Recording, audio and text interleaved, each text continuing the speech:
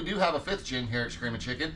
We've had this car in the fleet for about 10 years. Today we're going to show you how to install the SRP pedal covers. Hey guys, Kevin from Screamin' Chicken here. Today we're going to do some work on our 5th gen. I know we normally don't talk about newer cars that much. We mostly focus on the 1st through 4th. But we do have a 5th gen here at Screamin' Chicken. We've had this car in the fleet for about 10 years. Today we're going to show you how to install the SRP pedal covers. Alright, so here's the covers we're going to be installing today. This car is a manual, so we'll have our throttle, clutch, and brake, and then we're also going to install the optional dead pedal. I'm going to show you a couple of little differences over at the bench in a second, because there are some differences for a clutch and a manual, or an automatic and a manual rather, besides just having a clutch and brake pedal. So we'll show you those on the bench real quick. Okay guys, so some of the tools you'll need for this install is a hand drill, Phillips screwdriver, an Allen wrench that they provide. You'll need either a 9mm or an 11/32 wrench. We've got a 9mm. Some sort of knife. Sometimes you can pull your rubber covers off. Sometimes you got to cut the back of them a little bit. So we've got a razor knife here. You got a pilot drill bit, and then our finish drill bit, and then our pilot's also the same size we'll use for our throttle pedal. So that's a double. And then I like to use a silver Sharpie because the pedals are black and you can see the silver on them. It comes with all the hardware that you need. So all you really need is just this little bit of hand tools and a hand drill. They come in multiple different finishes. This is the grid pattern from SRP. You can see we've got it the black. That is what we're going to install on the car. And all machined, or the black and silver. Now the difference in the throttle pedals that I was talking about earlier, you can see this silver one here and then the all black one here. This is for an automatic and this is for a manual. You've got the extended pedal for the manual so that you can get to the brake and heel toe, if you know how to heel toe. But that way you can do that with the manual if you're on a hill or trying to do some aggressive driving in an autocross or something to that effect. Like I said, the install, if you've seen any of our other videos, is all the same. This is just going in a 5th gen, so we're going to show you that. One minor difference we're going to do here is on some of the others, we've done a screw and bolt. These pedals are so small, and the only way to get behind them is on the firewall side. So we're not going to do the through bolt on this. We're just going to use the provided self-tapping screws on these. We've used them in other stuff and they've held fine, so we're going to do that with this one and not try to fight in between the firewall just to get to this side, because if you look at the available side, it's all solid. You can't get in there. Okay, so the first step in the install is to get your old pedal covers off. A couple of other things to note.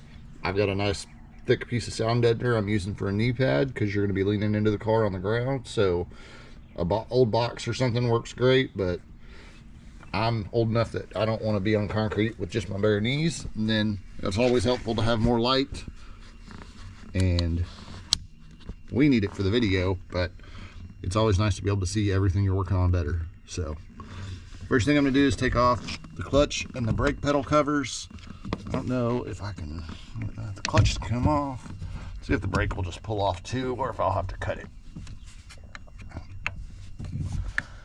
Well, those just popped off. So next we'll grab these two pedal covers and our Sharpie, and we're going to mark where we want to put them, and I'll show you guys how I do that, and then we'll move on to the next step from there. Okay, so I've got my clutch and brake covers here. They're exactly the same size. I put them on top of each other to check. So what we're going to do is we're going to get them lined up how we want them. Then we're going to take our silver Sharpie and just mark inside the holes so we know where to drill through. And I'm going to set you guys down for this so that I can get my head in here and make sure they're lined up exactly how we want. These don't have quite as much over coverage as some of the earlier models, so you want to take your time here and make sure you get them lined up exactly where you want, because on these it feels like you've only got about maybe 1/8 of an inch side to side, maybe 3/16, and then top to bottom you've got a little more, so you got a little more coverage there. But side to side they're a little tighter to make sure you have more room in this footwell with a manual, especially with that extended throttle pedal. So I'm gonna get these marked. I'll show you where I marked them, and then we'll drill them out. Okay, you can see I've got them marked For my holes, I'm going to take my drill with my pilot hole. I'm going to drill my pilot holes, and then I'll move up to my larger hole, which the final on these is a 3/16. I'm using a 7/64, which is also what they recommend for the starter holes for the throttle and for your dead pedal. When we go to put that in, we'll use it for our pilot holes, and we'll use it for the other two as well. And then once we get all these drilled out, I'm not going to show you guys me drilling it. I'm just going to drill out the pilot hole and then switch up to the bigger one, and then I'll show you the finished product once I'm done with them, the finished holes once I'm done with them, and then we'll move on to the install of it, and I'll show you that. Moving on, I'll drill these holes out, and then I'll show you guys the finished product. Okay, you can see I've got our holes drilled out for these two pedals now. And don't mind that it looks a little crooked. That's more my hand trying to hold the camera. But you may notice that we still have the floor mats in the car as well. As you can see, there's a lot of shavings from doing this. Once we get done, we'll still have to do a little bit of vacuuming, but for the most part, we'll just be able to take the floor mat out, shake it out in a trash can, and then just do some real light vacuuming. And this is a far better solution than accidentally getting any of these shavings worked into your carpet and tearing up the carpet. You know, it's way easier to replace a floor mat, even if it's a nice floor mat, than having carpet repaired or replacing all your carpet. So we always say just leave the floor mat in, or if you got some junk rubber mats you can toss in there, that's a good option too. I'm gonna go ahead and get these installed.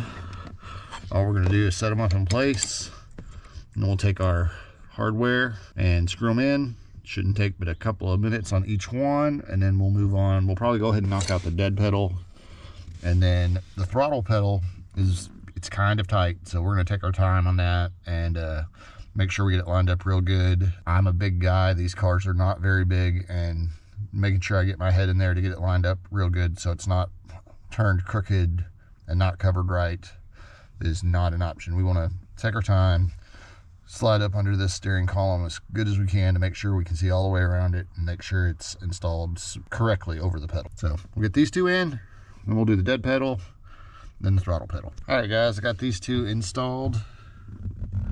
They look great in here. I was able to get 4 through bolts on each one.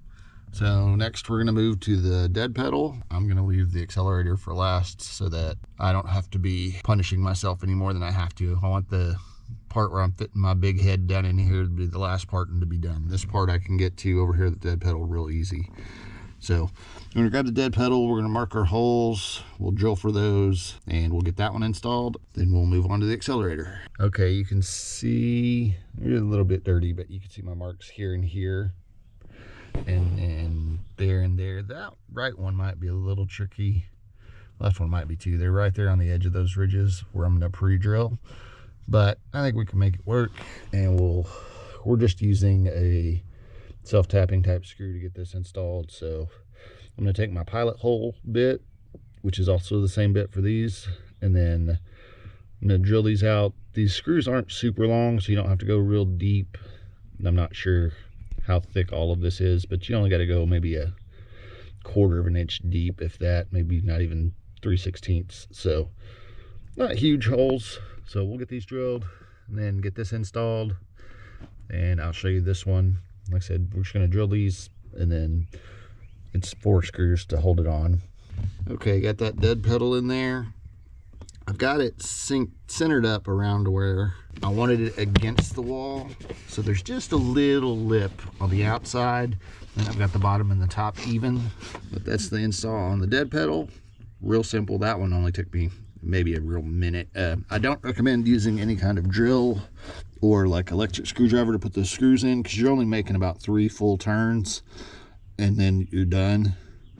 So just a screwdriver, hand screwdriver, and that way you don't strip out the holes that you just drilled, and it goes in real easy if you pre-drill them.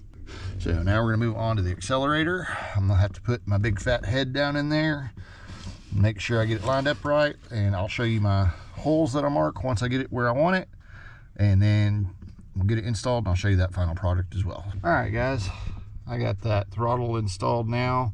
I got it where it's real nice going up this side. so you don't have to worry about it getting into the carpet or anything. You got a good amount of space coming over towards the brakes for your heel toe. I got it lined up dead on top and bottom, so looks real nice in there.